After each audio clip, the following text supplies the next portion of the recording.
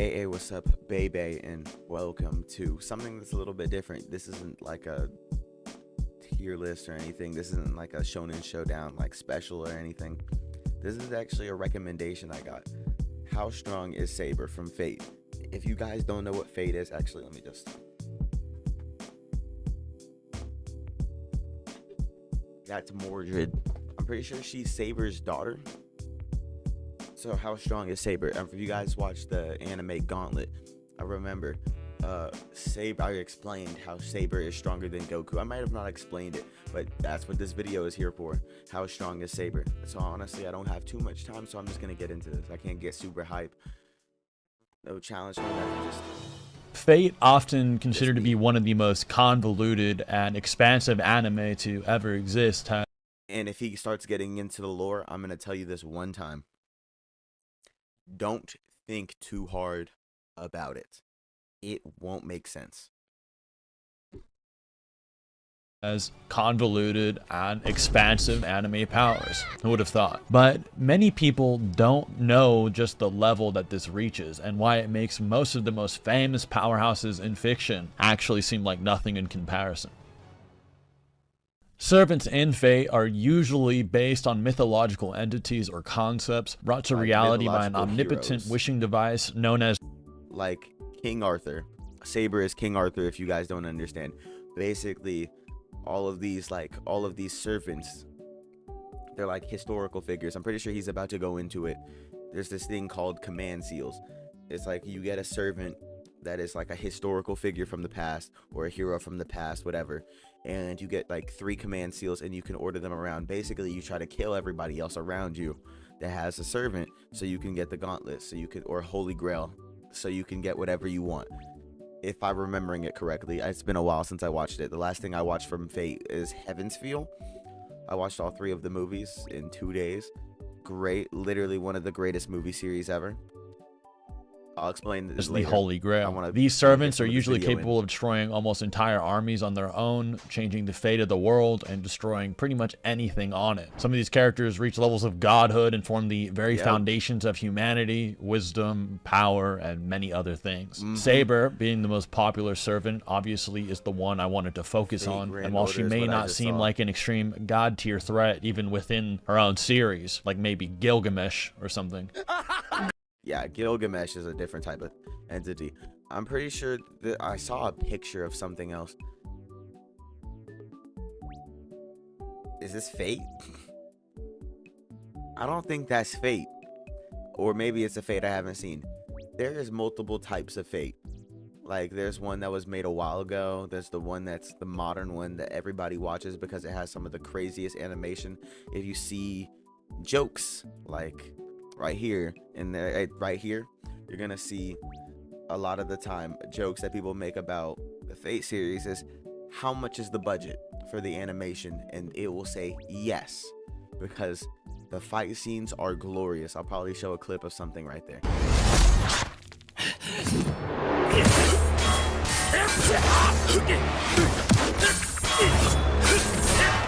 Tier threat even within her own series, like maybe Gilgamesh or something.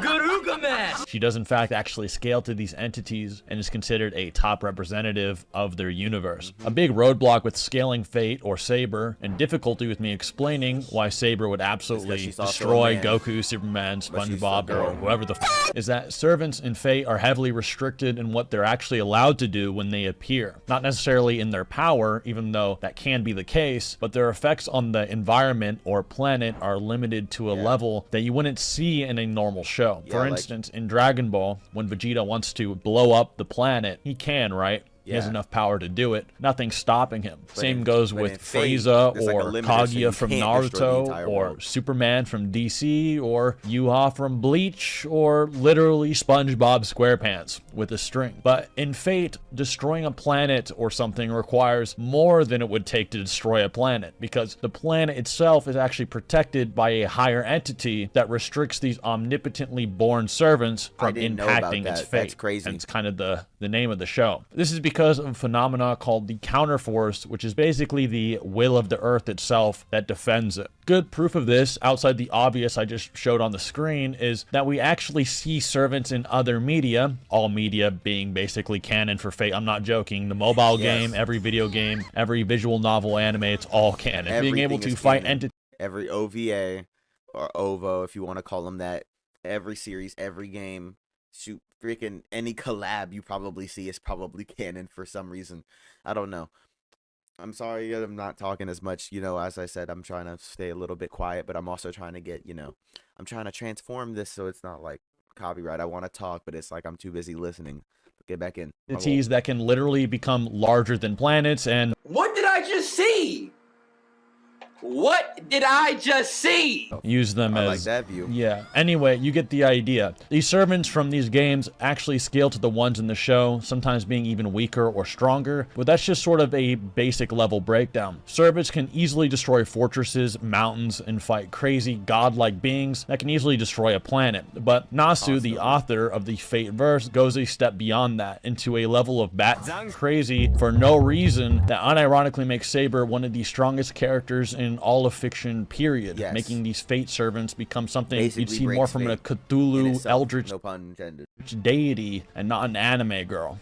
Well, some of these anime girls are actually pretty much eldritch deities. Yeah. But it's confusing. Anyway, the baseline for strong Fate scaling is usually considered to be around when a character named BB is introduced. BB is a backup AI programmed by another character named Sakura that is so powerful that it can hack into and manipulate reality itself. The way it does this is by hacking into and absorbing a construct called the Moon Cell. And the Moon Cell is a supercomputer often considered on the level of the omnipotent Holy Grails. And this supercomputer's purpose is to record all things that have ever occurred and can manipulate the laws of physics, view the past, present, and future of the universe, and even culling dead parallel universes entirely from the multiverse. BB then obtains all these abilities by breaking into the final barrier of this Moon Cell, which is 8th dimensional in nature. As a reminder, our universe is 3 to 4th dimensional, and anything beyond 5th would view us as fiction or non-existent in comparison to it. BB not only reaches this 5th level, but the 8th dimension by doing so. There's an 8th dimension.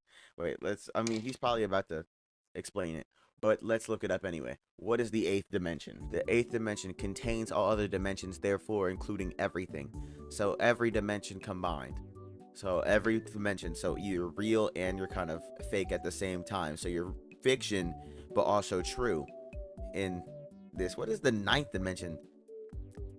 Superstring theory. Another thing I wanted to mention about Fate is, if I'm not mistaken, I'm trying to find something to back this up, but I'm pretty sure that Fate was actually hentai or porn before it became an actual series. Hey guys, hey, what's up, baby? I don't usually ask you guys to like and subscribe, but I heard if you ask, then you shall receive. So if you guys are enjoying, I hope you guys like, and if you're new, I hope you subscribe. Get back to the video. BB is then later defeated by the servants in Fate Extra, which would be Saber Nero, Caster Tamamo, Archer Emiya, and Gilgamesh. Saber Nero is pretty much just weaker Red Artoria, which is later proven in Fate Extella when Artoria is summoned into the war between Red Saber and Tamamo from the Moon Cell to stop them. Even if she isn't stronger or weaker, she's at least relative enough to face these servants that possibly halted the plans of an 8th dimensional reality warping entity. Normally, my skepticism would then kick in here, and I would say, what if this 8th dimensional construct is a barrier literally made with 8 separate dimensions acting as a wall, rather than 8th dimensional mathematical concept or principle? However, when you read all of Fate's materials, you'll begin to see that its author and the many characters do mention actual dimensional theory quite literally many times, meaning it's actually in Nasu's knowledge and ability to then write these mathematical concepts without a lot of headcanon or assumptions involved. Example, the very first mention of dimensional theory is in Fate Stay Night and Fate Zero, which I'll show on the screen now, and these two are the first Fates ever. So Nasu has known about these theories for a long time. Nasu is known for doing a lot of research on the history of his servants and characters as well, and Plato is literally a servant who kind of, you know, made things like Platonic. Okay, made things like Platonism and metamorphosis. Platonism is the view that there exists such abstract objects, that abstract objects is an abstract object that does not exist in space or time, in which therefore entirely non-physical and non-mental. Platonism is the sense is this sense is a contemporary view. It is obviously related to the views of Plato. I understood about 2% of that, etc. You get it. Anyway, heroic spirits ascended to the throne of heroes, which resides within the swirl of roots, or Akasha records, and the root is basically so complex and above all else that the author believes that even describing it in any concept or terms is actually doing it a disservice. He actually believes that there is no way to word it without even downplaying it. It is always just blank or beyond our comprehension entirely. Beyond the concepts of space and time, beyond concepts pretty much period, even outside of the story, it can't be explained. So these servants then born from it can do crazy things, or even trying to tap into it can also do crazy things. Who would have thought? But Saber's only purpose was not to stop the servants from fighting after BB when she was summoned by the moon cell. Her true purpose was to stop a being known as Saber, who's kind of like Fate's Galactus. The same that brother's starving. Servants that defeat BB could only barely scratch Saber, while Artoria as a servant is considered on a completely different level, and she simply Excaliburs Saber away in numerous timelines. Saber, in her avatar body known as Altera, swings around the Sword of Mars, which is stated to be the embodiment of the concept of cutting, which will become important for these servants in the next point. One thing Saber actually... Hold up. The embodiment of cutting. How do you become an idea? You are the embodiment of something. You are the idea. You are cutting. How do you, but see, that's what I'm talking about. Does that might be a little mind-blowing, and potentially, it caught me off guard when I researched into it, unintended, because of how absurd it is. Do you remember when Saber fought this guy? He's kind of a nothing character almost, right? Very overshadowed by characters like Hercules and Gilgamesh inside the 5th Holy Grail War. But what if I told you this dude himself would probably slam any version of Goku ever thought of in existence? This guy, with a very unique swordplay of his that Saber can counter somehow. And I don't know how she does this, so don't ask. She's just that plot amped and broken, which is what I'm trying to tell y'all. But this technique, known as the Tsubame Geishi, breaks the rules of reality and allows Assassin Kojiro to disregard the concepts of space and time entirely via applications of something called the second true magic, the multi-dimensional refraction phenomenon, more commonly known as the kaleidoscope. The true magics are different to standard magecraft, as they are only obtained by maguses who have touched the root itself, the thing that made all thing, that is beyond all things. And while fighting this assassin, Kojiro is on such a different level that the visual novel describes Kojiro's slashes as being beyond Saber's ability to literally perceive attacks from the future. And I'll go into that a little bit more later in the speed part, but after he uses his true skill finally, which is beyond the concepts of space and time, she actually survives 3 slashes from him. He's not even trying to spare her either, and is clearly slashing her on a level that should insta-kill her, that she survives somehow. So I don't know how to explain how she survived, but take that as you will. That is a thing that happened. I think it's important to bring this up because if you were to say have a Bleach character try to slash at Saber, yet she can survive 3 slashes beyond the very concepts of space and time, beyond an infinitely dimensional scale, then they would literally just never... I think she can do... I think she can pull a Gojo, not I'd win. I think she can fight a Bleach character. I don't think that's going to be a problem for anything. It's because it seems like she's doing a pretty good job right there. She can literally get slashed by the concept of reality in a way. Let me back that up. Have a Bleach character try to slash at Saber, yet she can survive 3 slashes beyond the very concepts of space and time, beyond an infinitely dimensional scale, then they would literally just never be able to do anything to her ever. Now, like I said, I'm not sure how intentional it was for her body to remain intact from literal outer versal slashes, but like I said, consider the following. Saber is actually suppressed during this encounter as her sword is invisible, which nerfs her sword's power and her own as she has to focus on the technique. But later, she rematches Kojiro, and Kojiro tries to do the same 3 slashes again, which, by the way, is further confirmation that her body somehow tanked these beyond dimension slashes from cutting through her body all the way or decapitating her. But even when she activates her sword, she's able to outspeed the attack, which has already been thrown grown 3 times, or she is perceiving it now in the future, even though it is beyond time, but he does swing it at least once and she outspeeds it. Remember, this slash is beyond the concept of speed entirely, meaning she just outsped the concept of speed, meaning anything bound by speed might not even be able to ever touch her. How stupid is that? And this is originally because in the visual novel, the original, Kojiro was limitless times a million. She is past the concept of speed. How are you so strong that you are stronger than an idea of something? The concept of it. That's better than an idea. Imagine being stronger than the idea of thinking. Or being smarter than the idea of thinking. Stronger. Would that just mean you have infinite knowledge? Like you're probably a walking dictionary and probably a walking encyclopedia and the definition of a smartass. You're the last person I'd want supposed to be nerfed when he used this attack. However, in the anime that Nasu approves of, there is no indication he has the same nerf. So that was probably an oversight, but it's kind of a nasty one. Before we get into her speed, there's one last discussion with her attack power that has to be discussed before moving on. That being Artoria with Avalon and her battles against Gilgamesh's Aya and his noble phantasm Anima Alish. This is significant because Aya is described numerous times as being able to destroy all of creation, which is described as the world. Now, this wouldn't include Root, as Root would be beyond the world, right?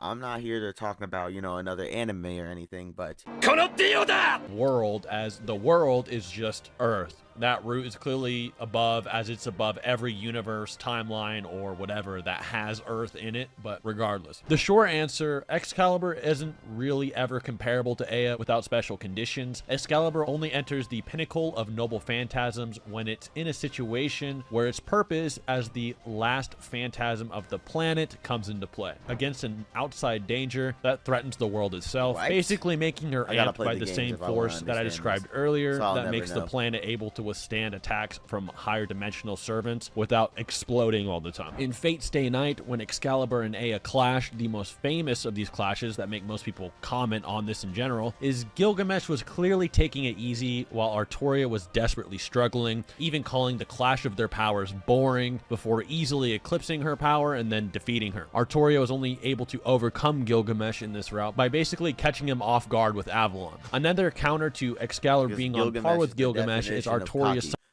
Bro, Gilgamesh is the definition of just cocky. He is the definition of that one dude that just talks a little too much. They have too big of an ego. Do they deserve to have some ego? Yes. As much as they do, never.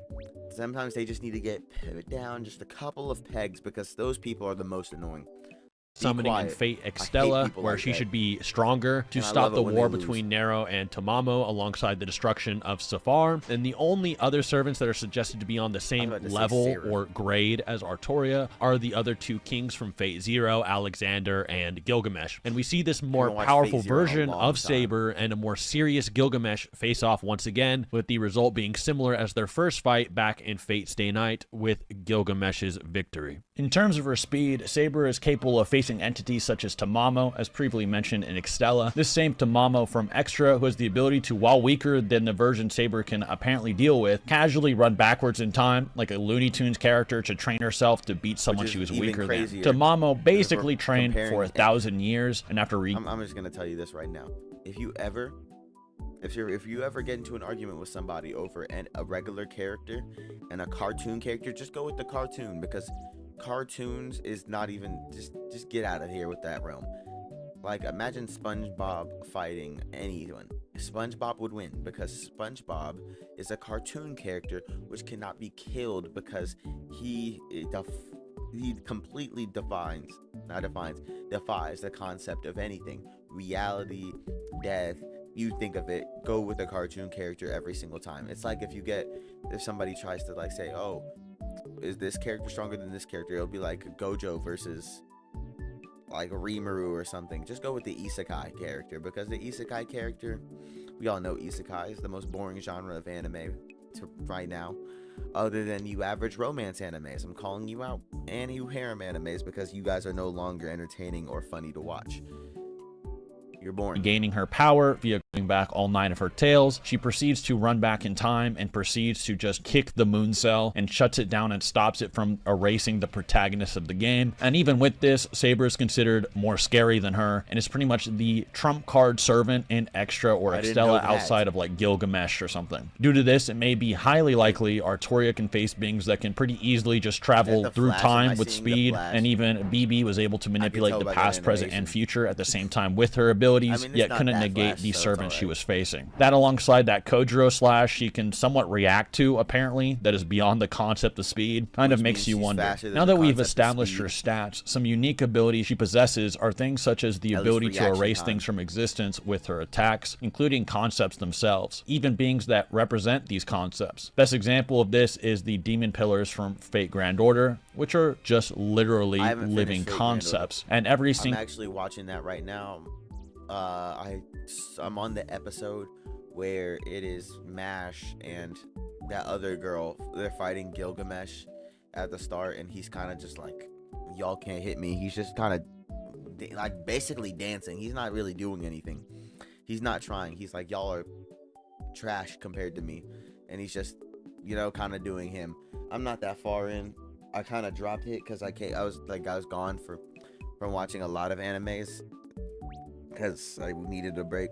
I ended up finishing Haiku, watched all the seasons, waiting on the next season of Haiku, and now I'm watching some other anime about some anime character, like the weakest tamer starts picking up trash. It is that anime is the definition of just slice of life peacefulness, which is what I needed. Single servant can pretty much mess these things up. She also possesses Avalon, which is the sheath of her sword, which withholds a 6th dimensional realm, and she can immediately transport herself to whenever she wants. That can't be followed into without 6th dimensional or above manipulation. It also grants her insane regeneration, which can regenerate entire vital organs, like when Shirou regenerates his entire heart, or when Kyoritsugu gets absolutely obliterated and just comes back like nothing happened. So she is pretty much unable to die as long as she has this Avalon. Outside of Avalon, she possesses the ability to passively absorb and take souls from people's bodies, kind of like a Bleach Espada to regain her powers, so even ghosts or spirits would be susceptible to her almost infinite stamina in her presence, but she could also destroy concepts of them to begin with. Due to her luck stat, she is able to nullify causality and even manipulate fate itself to her favor, and this is best shown with her fight versus Lancer and Stay Night. Lancer throws his Noble Phantasm known as Gaebolg. This Noble Phantasm manipulates causality so that once it's activated, you are already stabbed by it even before it is thrown, which gives the illusion it always lands after being thrown when it has already landed. But due to Artoria's luck stat and ability to manipulate this, she can actually deflect an attack which is literally just appearing into her heart instantly somehow. This luck alongside her instinct pretty much always... Imagine being so strong that somebody has an attack where it doesn't even, like, it quote unquote throws it at you. But let's say I have an attack where I like snap my fingers and a knife just appears in your heart. Like, you don't have time to react because there's nothing to react to. It just appears. Imagine being able to deflect it when you literally can't deflect it. Beating the concept of reality, which right here, reaction speed always directs her to the optimal path in combat, even when things are supposed to happen no matter what. She also shoots giant anime lasers, which is no joke out of everything listed here, stated to be her most powerful ability, somehow. Stronger than the ability to erase concepts, fight on 8th dimensional levels, fight beings that can run through time, have a 6th dimensional regeneration or teleportation. Nope, shooting the laser is apparently stronger. That makes no sense. That's the scaling of Artoria or Saber from Fate. Do you guys kind of believe me now that she can pretty much take anybody in fiction? Really, only a handful of people could ever really fight her, as you would need a very niche or particular description of abilities to actually be on that level. And it usually takes something, you know, like DC Comics, which has been going on for almost 100 years, or Fate, which has so many different mediums of information, to eventually just... that one. I need to watch that one.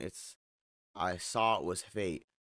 Years, I didn't know Fate, which has so many different mediums I'll just of look at it when I information edit. to eventually just reach such an absurd level where it says something crazy like that. So it's not that much of a shocker. But as someone who loved these anime a while back, it was really interesting learning that she was actually capable of all that, and I was pretty surprised. But anyways, guys, hope you enjoyed the video. Bro, I knew she and I'll was see you that next strong, time. and I knew she was that strong, and I still got caught off guard.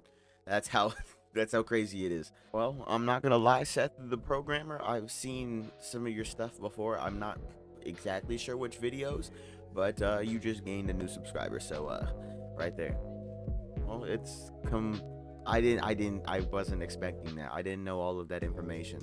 The fact that she reacted to something that literally couldn't be reacted to because it is beyond instant. It's not even instant. It's like, I don't even know how to say it. That's crazy. Her reaction time is literally infinity, which means she can never be hit by anything because her reaction time is so fast, which means any character in this series that's able to hit her would mean that they can hit anything. I don't know. Exactly. This is exactly why I say you don't try and break down Fate, because this anime will have nothing but inconsistencies because you will never understand anything to the fullest. But if you guys enjoyed, I hope you guys like and subscribe, and I hope you guys want to see more of this. If you guys do, I'll react to more of this. Seththeprogrammer. Good stuff. If you guys enjoyed, I hope I see you boys in the next one. Have a good night, guys. Bye, guys.